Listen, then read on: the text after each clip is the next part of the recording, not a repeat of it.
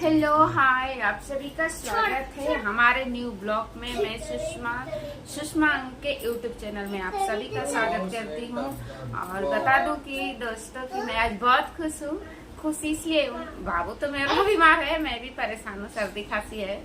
खुश इसलिए हूँ कि मेरा यूट्यूब पे 93 के सब्सक्राइबर कंप्लीट हो गए हैं।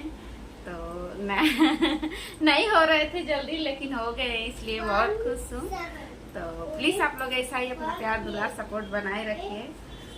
मेरा ब्लॉग वीडियो है जो जिसमें व्यू नहीं आ रहा है, तो प्लीज आप लोग सपोर्ट कीजिए, मेरा ब्लॉग वीडियो देखिए। मैं ब्लॉग वीडियो डेली डालूंगी अभी से रेगुलर क्योंकि शॉर्ट नहीं डाल पा रही हूँ।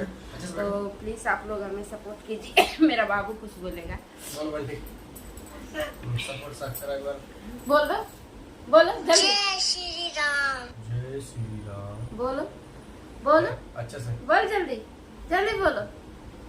सिंपल सिमोन मीठे प्रेम। और ज्यादा मेरा बाबू ही आता है मेरे वीडियो में।